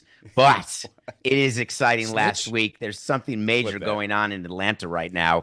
You know that hurricane you were talking about, they're expecting 9 inches of rain in Atlanta over the next day and a half. And what they're going to have to do, if they can't, yes, you will need more than 7 beach towels. I can promise you that at Truist Park. But if the games can't be played against the Mets and they end up mattering, there's going to have to be a game on Monday where the Mets or Braves could be playing for their playoff lives. And MLB has been trying to avoid those Monday games to give teams an off day before the playoffs, and they may have no choice. Izzy, I saw a story yesterday that made me think of David Samson and how much he would have delighted in doing this. Detroit Tiger Rowdy Tellez was 4 at-bats from a $400,000 bonus. Thank you. a $200,000 bonus. He was 4 at-bats from it, and then next thing you know, they bench him. They say he is not going to get to. So they DFA'd him. He's not even on the team anymore. Yeah. Dan, you weren't even close. Get out of here. Even if everyone gets injured, you're not getting in this game. You're not on the team anymore. Goodbye. That's insane. That's so screwed up to do to that guy. David, you ever do anything like that to anyone? It's the Pirates. He got designated, and it's plate appearances, not at bats. Other than that, I love the intro to the story, Dan. Yeah. Yes, the Pirates are idiots. They should have done this 2 weeks ago. You don't wait until you have 4 at bats. Of course, you're going to save the $200,000. Why wouldn't you? But you can't make it look this obvious and then stick your manager in front of cameras and have him lie and say, no, it had nothing to do with this. It was about getting minor leaguers playing time. What a bunch of horse hockey. There's going to be agreements. The organization's doing that for $200,000? That's nothing. Boy, I'm glad you're not in charge of Meadowlark's finances. Yes. We are not a Major League Baseball organization. I said we. Sorry about that. It's not we yet. No, $200,000 matters. Come on, Izzy. Get in the game. It's gross. And you endorsing it is foul. When you sign a contract that has incentives, I would actually walk around with in my briefcase that had every player contract and every incentive level, because we would track it after every game in terms of innings pitched or games finished. That's the responsible way that you have to handle it. And if the Pirates were in the playoffs, then they wouldn't have done this. You pay the $200,000, but knowing that your season's over, you absolutely need to save that money. David, it's not you knowing how this works that's uncomfortable about this. It's that you say this all with a smile on your face. Yeah, he loves that's it. the part of this. Chris, I will explain the smile. The smile is that the stupidity of Pittsburgh makes us all look bad. That is the problem. But the way everybody operates their business, whether it's baseball or media companies, you do it responsibly. And so that is just that. I'm not smiling. I'm smiling at the idiocy. You were smiling. But I'm reveling in the fact that you guys disagree. No, you were smiling and you were very much enjoying that an organization did this. I don't even understand why you would lie about the fact that you were smiling. We all saw you smiling. Like, pure joy. You were happy. I'm trying to about smile as much as possible. I'm trying to. Okay. When people do bad things, when organizations do bad things to save money to other people, like not bad things, overtly bad things. David likes it when you keep it in secret, when you hold them back 4 games during the middle of the season so they don't know. 4 at-bats. It's not even games. It's 4 at-bats. It's plate appearances. It's not even at-bats or games. That is unbelievably cheap, though, David. You can't disagree with the fact, even though we got all the facts wrong, I got all the facts wrong, you can't disagree that that's uncommonly cheap to have become public. It would not have been public if he had been released 2 weeks ago. it's only a story because it was 4 plate appearances before the next threshold. It's silly of them, and they're going to pay the price for that. But no, when you sign a contract that has incentives in it, whether it's a TV appearance deal, let's say you do an appearance deal where at 10 appearances you make X dollars, but at 11 you make X plus a factor of 10, it's very likely that you're not going to make that 11th appearance. Let's go back out to Jeremy at the whiteboard to get yet more incredibly small handwriting. Despite the small handwriting, big plays being made across Major League Baseball. In the AL East, the Yankees and the Orioles last night, Aaron Judge hits his 56th home run. Don't know if any of you care about that. But later in the game, the Yankees are down 2. Juan Soto up to bat, runners on second and third with 2 outs. Aaron Judge sitting on deck, just having hit his 56th home run. Let's watch and see what happens on this play with Gleyber Torres on the bases. The 2-1. Line drive, it's a base hit to right field. 1 run scores. They're going to hold up Torres. Soto's going to second. The throw is not in time. Now they have Torres hung up. He's in a rundown. Rushman makes the throw to third, and Torres is out to end the inning. Could have had 2 runners in scoring position for the Yankees with Aaron Judge up, down 1. Instead, Gleyber Torres makes the base running mistake. He's thrown out, and then the Orioles go on to win 5-3. They clinch a playoff spot. It's the first time in 27 years that they've clinched back-to-back postseason berths. And then there was this incredible sound in their postgame celebration. Did I hear that you went to see The Great Gatsby last night? I did. The third understudy was going for Daisy. She was excellent. Excellent show. My stomach was killing me. I had a bazooki right before, and but I got through it. Do you feel that the power of the third understudy for Daisy led you to this postseason clinching win? I don't know. Let's take a selfie, though. Okay, let's take a selfie. We've just taken a selfie on the cows. I don't know what Colton Cowser is doing there, but I love every single second of it. The energy's amazing. Maybe this will be the thing that helps the Orioles get back going. What's a bazooki? Yeah, I don't know. I don't know. Buddy, hold on. You guys need to know what a bazooki is. You guys don't know? Billy, please. This is one of the greatest inventions we've ever had. A bazooki is a baked skillet cookie that you put ice cream on top of, and then you eat it throughout. Oh, it's like a pizza cookie. It's a pizza cookie. Put it on the poll, please, Juju at Batard Show. Do you know what a pazooki is? You were saying, Jeremy. No, I was going to say we can cover the rest of the American League and the wild card, but I think we should get back to David for a minute. We can come back to me, and I can let you guys know what's going on there. Shout out to third understudy. The Orioles, they're going to be good for a long time. That was a clean baseball game. They have not been very good over the last 6 weeks or so. They've just been okay. Oh, were the Rays not playing? Yes, I missed the Rays game. I've checked out on the Rays now, and I'm enjoying Orioles baseball. David, the Yankees, I mean, those are 2 incredible seasons they're getting from Soto and Judge, but I believe the Orioles are every bit as good as they are. The Orioles, shout out to Freddie Gonzalez and Brandon Hyde, 2 Marlins guys who are the manager and bench coach over in Baltimore. They're doing it. They tanked and they lost and they hit on their draft picks, and now they're enjoying an open window of being competitive. They have a new owner.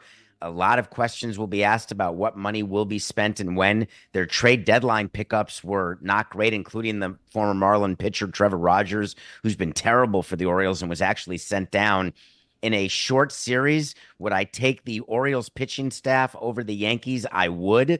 But if Soto and Judge are hot and then you have Stanton in that lineup, the Yankees have a chance to win the pennant. But remember what happened to the Dodgers last year. They got swept out of the playoffs when Freeman and Betts had a bad series, and that could happen with Soto and Judge, and that'd be the end of the Yankees. What is the movie you're reviewing for us this week? Can we talk about Ellen DeGeneres, please? She just dropped a special on Netflix, and it just dropped, I think, in the last couple of days, called For Your Approval. And it's her big comeback after being canceled. Her show was canceled. Remember everything that happened on set. And she's pretty deadpan in her humor. And then about a half hour in or 20 minutes in, she just brings up, so, hey, I'm back. And I was canceled because I'm mean. And she starts going through all these things. But it's such a silly concept to say you've been kicked out of show business when you're on Netflix. So I found it to be a little disingenuous. I found it not to be all that funny. She's got some amount of self-deprecation that's cute, but other than that, it's a straight pass. I wanted to ask you what you make of what Netflix is doing. They're now in negotiations for a live Hot Ones, which is going to be a big hit, and the Tom Brady roast. They're killing it in sports. The Tom Brady roast is the biggest comedy special that they've had this year. They got like 5 million more people than anything Chappelle is doing. What do you make of the moves that Netflix is making, David? We talked about this a little on the Sporting Class, the show that John Skipper and I do with Pablo Torre. It's very interesting. They're not spending too much money on rights. Now, they've done some deals in wrestling, and they're doing some live events, and now they're going to have some games, the Christmas games with the NFL, but they're trying not to do huge rights deals. The cost of doing that roast, it's de minimis compared to what it is to do a full slate of league games. And so what they're claiming is that they're so profitable in every part of their business that they can just sort of work sports in as an extra, as opposed to other streamers who are using sports as a loss leader, willing to overpay to get the content in order to drive traffic and get subs into the streamer.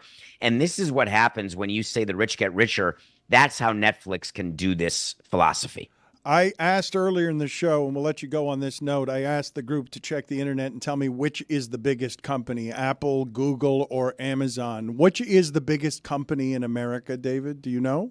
I don't know where their stocks are now, but I would guess that it would be Amazon. But you just have to look at the number of outstanding shares times the share price, or you can look up market cap of the company. It's a quick little Google, Jeremy, where you can GTS it and figure out who has the biggest market cap today. Been waiting for it for 45 minutes. Thank you, David. Yeah, that's a very simple one. Appreciate it. Thank you, David. See.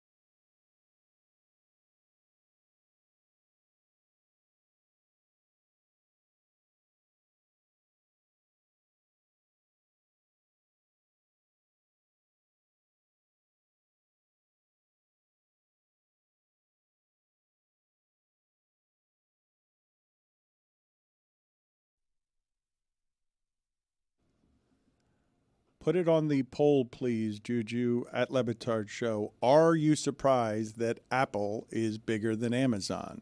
Because I am. I would have guessed that Amazon was the biggest company that we had in America, but it is not. Apple is first at the moment. I don't understand at all what's happening with NVIDIA or if I'm even pronouncing that correctly. You are. I'm not sure I am, actually. I think I'm pronouncing it wrong, but NVIDIA is also ahead of Amazon, and that's surprising to me. I would have just assumed that Amazon was the biggest thing going in My America. guess was Apple just because of the amount of Apple devices I have in my house. It's just crazy, and I have to get like a new desktop, but now I can get this little portable thing that you can just take with you anywhere, which is also like a desktop, and I'm like, well, let me have that too. So I figured Apple has thousands and thousands of my dollars. I assume that because you can get Apple via Amazon and can't get Amazon via Apple, I just assumed that one would be bigger than the other because can you? You can. My wife buys a ton of Amazon shit on her iPhone.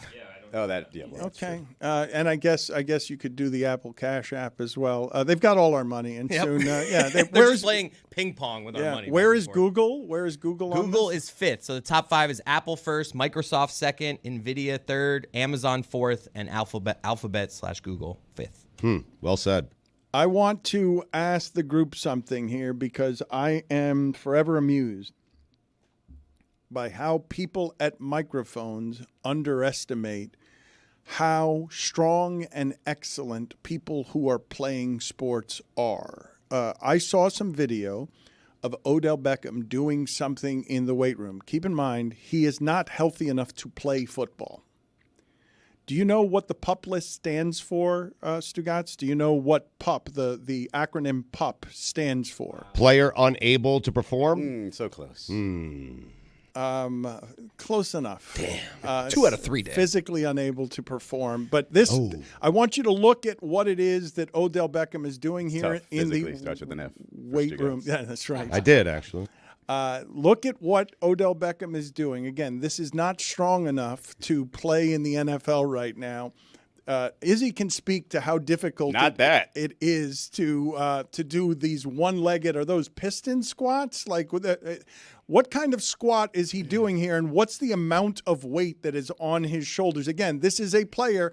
When I tell you his lower body has to be so very strong, and it's not equipped or healthy enough right now to play football, even though he's coming off the PUP list and the Dolphins are expecting him back soon. I think those squats are Bulgarian and split squats, yeah. Bulgarian. Oh, split enough. squats. They're just squats. No, they're not, because squats is with 2. You're doing the back with 1, and then you're going down. That's 365 plus the chains, which add what? Is he like another 20? So like 385 split the chains, squat? I mean, it depends on how long those chains are, how big those chains are, but that's a lot of weight. When the bar is bending like that, it's beyond my weight range. I saw somebody, his name was Samson Cyril. He's going to be in the NBA eventually, but I think he's going to Kentucky next year. He was doing, when you said one-legged squats, was doing one-legged squats, not like that back foot up, just doing one-legged squats. And I'm thinking, dude, that's probably not safe. But it's also, we've gotten to the point where these athletes are so ridiculously strong and so athletic and can do so, like, these feats of strength are ridiculous. You see, like, Instagram influencers just doing some crazy stuff that these professional athletes can do like nothing, like muscle ups and all these other things.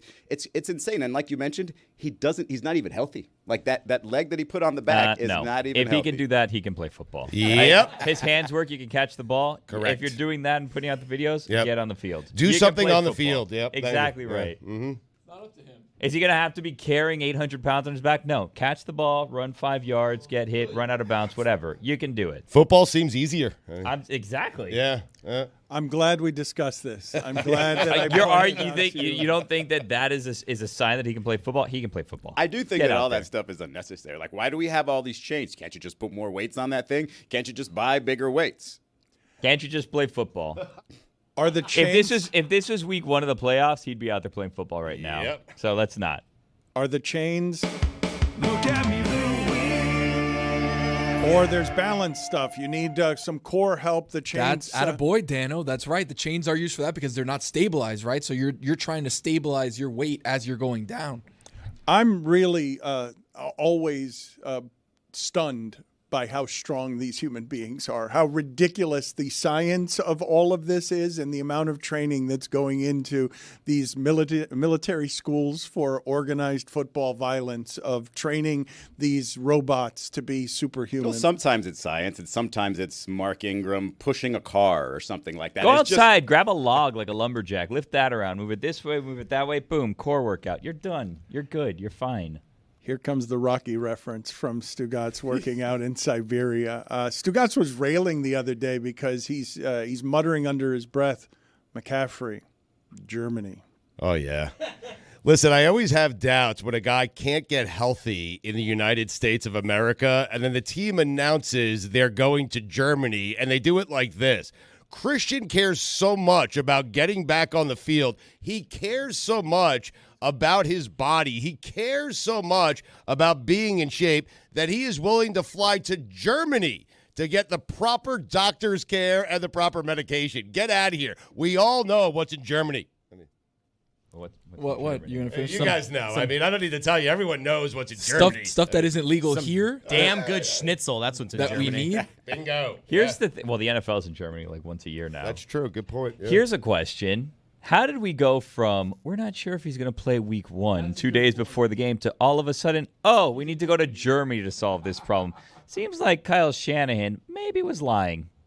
What are you guys assuming is being done in Germany? Because I Things associate that aren't able to be done here, clearly. I mean, we have good doctors here in the United States of America. Do we not? Why do you have to go all the way to Germany? Why did Kobe have to go to Europe when he was alive? Cheaper. Rest in peace, Kobe. But why did Kobe have to travel across the pond, go to Europe to get himself fixed up? Huh? Why? Because there's stuff that we can't use here that they can use there. Like what, though? Because like stem all right, cells, little like inside information. high-level stuff. I've got a football tournament in a month, and a friend of mine is going to take me to a place up in Jupiter. I'm pretty sure it's just straight up blood doping. I'm going to do it. And I'll report back as to see and let you know how good that makes That's what you I feel. assume Germany is. That's what I'm always assuming is happening in Germany. Some sort of strange blood mixing that is healing that we're not allowed to do in the United Platelets and States. plasma and whatnot. Yeah, all that all stuff that is stuff. Colombia, Mexico. A lot of like UFC fighters go to those other countries, Oxygen. get their stem cells done, and then come back and they're like, all right, I'm ready. Get But the he- stem cells done, yeah. But he doesn't really care more than anyone else. He's just going to get illegal stuff in Germany, is what you're saying, Tony, right? Yeah, I mean, he cares enough about his body that I he's guess going he to go cares to enough another to cheat. country. Yeah. He does, yeah. I just think there's real expertise in the way Tony's describing this when he says get their Expert. stem cells done. Trim your stem cells, you know. Well, you get just- stem cells injected them up. into your body, right? And like Yeah. that's what regenerates the growth of whatever ligament or Yeah. muscle or whatever that you're doing. You take those stem cells, those peptides, you put them in there, and all of a sudden Peptides, it's like don't forget about the superhuman peptides. healing. Again, Why do they have to tell them where Christian McCaffrey is? Why can't he just go to Germany and do this It's a thing on good his question. own? Anybody have an answer? I or- don't know. HIPAA? It does make it so that I immediately question what It's the you're opposite of doing. HIPAA. Yes, it's Right. It's GIPA, actually, Germany. There you go. Yeah, H stands for United States. Send them somewhere, It's Dan. not GIPA. It's We've got a major penalty. Other than that, though, he was right about the peptides and such. yeah. Knows what he's talking about. Yeah. You ever been to Germany? I need to go for my ankle, funny enough. I don't know if you guys have been getting any of the clips on Greg Maddox and the documentary that's about to come out on the genius of Greg Maddox, but we've gotten officially to the bullshit portion of the storytelling on legacy building. Now, I have heard stories over the years that Greg Maddox, for example, would watch the way that somebody was being pitched and say, guys, you're going to need to be careful in this dugout here. 3 pitches from now, there's going to be a screaming line drive that comes into this dugout because of the way this person is being pitched. And then it would happen. There's a lot of urban myth about how great this guy who threw 91 miles per hour knew how to trick people. And he had his personal catcher, Eddie Perez, and I'm calling bullshit on this story prematurely. We were regular season and we were winning like 8-0. It was easy game in the 8th inning. And he told me, don't throw anything inside on Bagwell. Call everything outside. And I said, okay. I think it was somebody on. And he wants to go inside. And I, okay, you know, it's your game. So I went inside, called inside, and Bagwell hit like 1,000-mile. Oh, boy. Bagwell way back. And I was mad. And I was like, what are you doing? And he goes, they got a good team. We got a good team. We're going to play them in the playoff. He's going to wait for that pitch. 3 months later, we're in the playoff, bases loaded in the 7th. We threw 3 straight changes and struck him out. And I was walking to the dugout. He goes, hey. And I look at him. He said, you remember 3 months ago, 2 months ago? And I said, no, I don't. He was looking for that pitch, the homer that he hit. And I was like, this guy. It's how smart he was.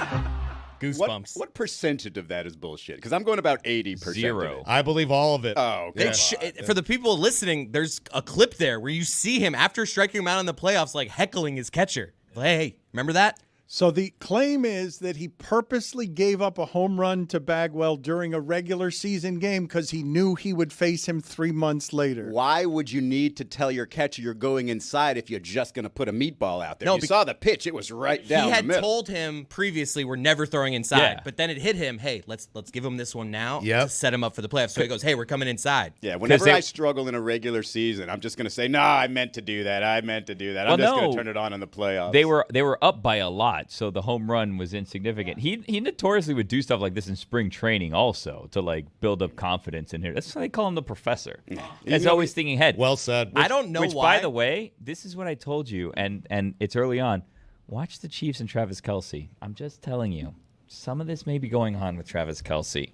You just give people, I see. Travis Kelce playing possum. I'm telling you, come playoff time, Kelce's going to be there. He's going to be wide open. He's going to have a 75, 80, 100-yard game like that. It's a great strategy. Think about it, because you want people to think that Kelce is down now. But when you get to the postseason, Kelce explodes, right? You're not paying enough attention to him. You're probably putting the wrong guy on him. And then all of a sudden, Kelce becomes Kelce again because it's the postseason. You start doubling on Xavier Worthy, and then boom, right. Travis Kelce open right up the middle. Xavier Worthy, Kelce is laughing down the middle of the field. Yep. I mean, unbelievable. Why is it that Xavier Worthy just keeps getting a couple of catches for 17 yards when he's faster than everyone else? And why is Stugotz being allowed to talk Seriously. Chiefs here? Get for out of here. Like Oh, man. Stugotz minor penalty, 2 minutes for Chiefs talk. Had to sneak it in there. Playing possum with Xavier Worthy also. Unworthy. Something to look at. I don't know if it was the music in that story, but I got goosebumps during that Greg Maddox story. It was just good music underneath. Taylor Swift on the world tour. Travis Kelce, 2 different places. Maybe getting a little stem cells, injected into him. Can you guys explain to me how it is that you come about believing that a player is so good that he would purposely give up a home run to Jeff Bagwell because he knows he's going to face him 3 months later? I am fascinated by the mind games that these people play. And when I saw the clip of Greg Maddox talking about Barry Bonds and Barry Bonds talking about Greg Maddox, I found their game to be fascinating, the same way that you might be interested in the podcast that's now defunct of LeBron James and J.J. Redick, just because you want access to one of these minds that thinks differently than everyone else. For example, Stan Van Gundy says of LeBron's the all-time leading scorer in the sport, but what Stan Van Gundy says of LeBron is the thing he's actually best at is passing. He's better at passing, even though he's the all-time leader in scoring. And so when you get access to a brain like that, when you get access to 2 brains like that, Greg Maddox and Barry Bonds talking about how Barry Bonds was pitched, I can't get enough of that information because it's not exactly Rich Aurelia. Like it's also not Eddie Perez telling the story. It's like the very top of greatness. And so while I call bullshit on the story, the thing that gives me some pause is it was 8-0. Yeah. And might Greg Maddox say, you know what, I don't care about my ERA. I don't care whether I'm giving up a home run here. I want an advantage 3 months from now. You know Nate McMillan, right? The NBA coach, former player. I've never met somebody more scared of an opposing player than listening to Nate McMillan before a playoff series against LeBron. He was telling story, and he would like be a little quiet because he thought like people were listening. Tell a story about how he would have to show his sign secretly because LeBron is basically telling everybody what they're doing the second he sees a signal. Like he would run the play for them, and I've never seen a coach just stunned by it, just flummoxed, like doesn't know what to do. You're looking at him and saying, wow, so you're definitely getting swept here because this was like game 2. And he knows nothing of what to do with LeBron when he's calling out his plays. And that's the type of just genius that you don't get from every other player. Dan, I don't want to throw us off here, but Jeremy is just awkwardly standing out there waiting for you to go back to him. He has more baseball stuff, and he's just kind of awkwardly standing there. All right, let's go to the useless sound montage now. I want to just hear all of the people in football who had football things to say that aren't in any way interesting.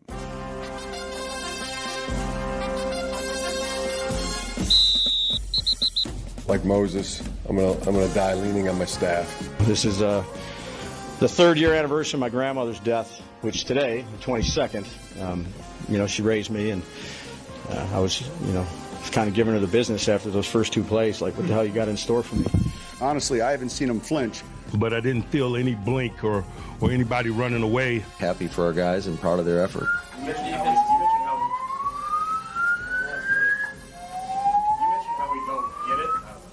Whatever, keep going, keep firing away. They told me this city was going to burn if we came in here and won the game, so I guess it is. Everybody deserves a game ball. No, at the end of the day, I've not done a good enough job. We're an 0-3 football team. I'm an 0-3 head coach. It's embarrassing and disappointing. He's a dog, man. Good team win. I mean, shoot, they're hard to come by sometimes in this league. And a purpose mindset is knowing that through bad things that happen, that if you let it, you'll get better. Losing's frustrating. They made more plays than us. That's a good football team. Flow of the game, I think, that's a good football team. I've never won a game scoring 3 points, so I think collectively, starting with me, that just needs to be better. We have to get it figured out fast. We've been able to win. I mean, that speaks to the character of the team, the grit, how we've been in these situations before. Now, my first opening drive touchdown in my career, by the way. We started out fast. We wanted to do that. I thought our guys came out with the right attitude, the right mentality from the start, and we never slowed down. I think there was definitely some individuals that made business decisions. And we'll make business decisions going forward as well. Just continuing to battle, continuing to fight, and there's a lot of guts, there's a lot of resilience in this group, and it's just one game. Play complimentary football. You got complimentary football. We got to look at the tape, and we got to decide this week on a short week. Some of those answers. Obviously, watching the tape's going to help, and at some point you got to go do it. One game at a time.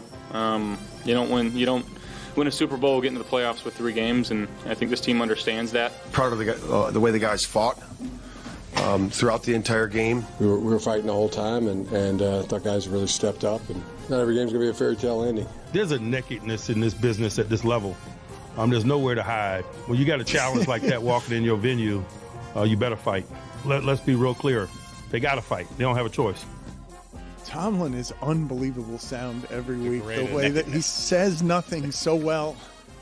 Antonio Pierce, I didn't think that was useless sound. You lose to Carolina, and he accuses his players of making some business decisions and then says, we'll make some business decisions as well. How did you hear that? Because when I first heard it, I thought he was supporting them making the business decisions, but instead he was calling them out harshly. No, he was upset with them making business decisions to save their body and to be healthy, the following weeks and the upcoming weeks. He's not happy about that. And he's just telling you that we'll continue to do that. Well, that's how you answer. That's how you answer a business decision with another business decision. That's what you do. Wait a minute. If your players make business decisions, you as a team therefore have to make business decisions to counteract their decisions. Stugotz, thank you for the clarification. I'm a bit stunned that Izzy has made it this long in his career without understanding what the accusation Antonio Pierce was making was. He's saying that instead of playing football, they decided to protect their body and then lose to the Carolina Panthers. No, thank you, Dan. I understand what he is saying. It was the follow-up where he said, and we'll continue to make business decisions. Sounded to me like he was saying, save your bodies. We're not going to be any good. So I'm looking at the Raiders transactions to see what business decisions were made after the game. And on September 23rd, cornerback Sam Webb was reverted to the practice squad. And on September 24th, The Raiders signed Sam Webb to the active roster, so it seems like the business decision was sending someone down to the practice squad and then bring him right back up the next day. Now I'm hearing it. And then they put Marcus Epps on the injured reserve list. So it seems like no business decisions have been made by the Raiders. Mm-hmm. Antonio Pierce was threatening his players who continue to make business decisions with the Raiders will make the business decision of sending you to the practice squad for a day and then re-signing you. I heard will. He said wheel. That's where we messed up. By the way, Brian Daboll announcing the anniversary of his grandmother's death was probably the closest Dan has ever been to spitting water all over this studio. Yeah, that was by far the funniest randomness. Yeah, we had almost a spit take there at the idea that the second useless sound was somebody talking about their dead grandmother and where they were to help the Giants win on Sunday. Well, the way that game started wasn't great. Yeah. They The third-year anniversary of my grandmother's death.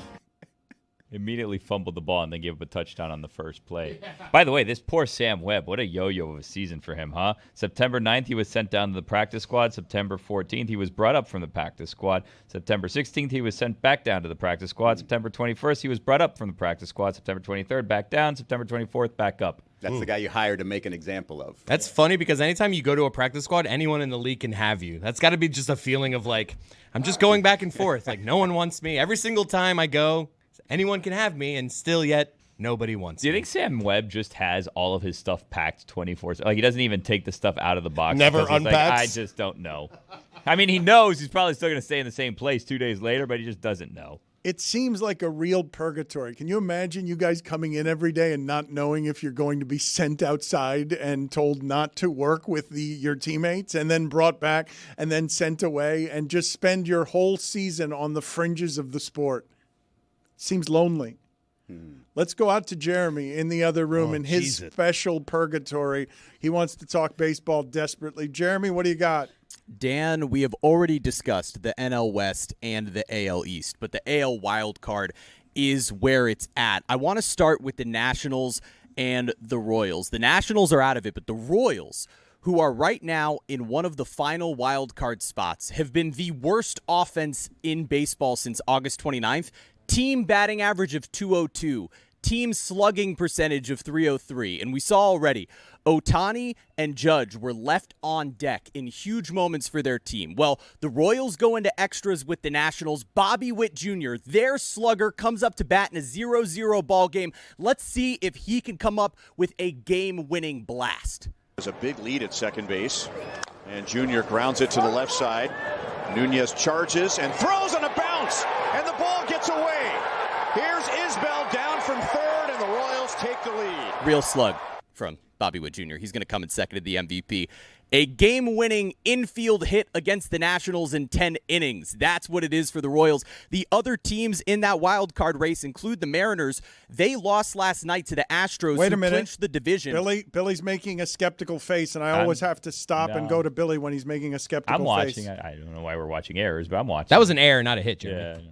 Well, Bobby Witt is the one who comes through for the Royals by just simply putting the ball in play. That's how bad they've been offensively. Trying to make an example of that, guys, by showing that the only way they could score is a little dribbler to the shortstop. But the Astros have 4 straight division titles. The Mariners dropped down. The Twins had an opportunity against the Marlins. But Jonah Bride and them boys with the Miami Marlins take down the Twins in Minnesota.